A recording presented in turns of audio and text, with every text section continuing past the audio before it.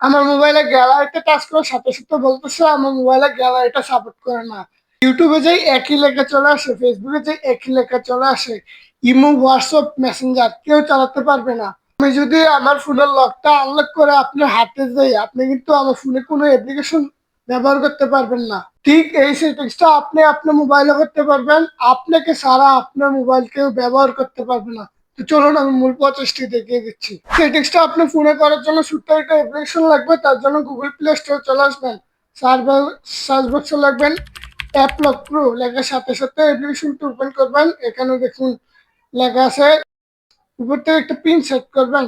4 digit colour আমি দিচ্ছি, 8800 দিয়ে দিচ্ছি। আবার ক্যারিতে ক্লিক করে আবার সেম লক দিতে হবে।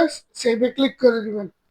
আমি সেভে ক্লিক করে দিলাম। সাথে সাথে এগুলো এখান থেকে অ্যাপসের পারমিশন দিতে হবে। এজন্য এই যে দেখুন এখানে সিটিং, তারপর এখান থেকে অ্যাডভান্সে টাচ করে দিবেন। অ্যাডভান্সে টাচ করার পরে ফ্ল্যাগ ক্যাচ মেসেজ, এখান থেকে এরো বাটনটা অন করে দিবেন। অন করে দাও, অ্যালাউ করে দিবেন।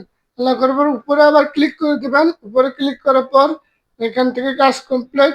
তো আপনি যে যে অ্যাপগুলো লক দিতে চাচ্ছেন এখান থেকে লক করে দিবেন। ঠিক এভাবে আপনি যদি এখন ইউটিউব, ইমো, মেসেঞ্জার চালাতে চান, এখানে দেখুন লেখা আছে ক্লোজ অ্যাপ। এটার মধ্যে চাপ দিয়ে ধরে আপনি যেই পিনটা দিছিলেন ওই লকে, আমি 8800 দিছি, আমি 8800 দিলে সাথে সাথে আনলক হবে। আমি আবার ইউটিউব চালাতে পারবো। আর আপনার ক্ষেত্রে আপনি যে পাসওয়ার্ডটা দেন ওইটা দিলেই সাথে সাথে চালাতে পারবেন। আর যদি এই কাজটা আপনারা বন্ধ করতে চান তাহলে ফোন থেকে অ্যাপসটি ডিলিট করে দিবেন। তো দেখা হবে আবার নতুন ভিডিওতে। আল্লাহ হাফেজ।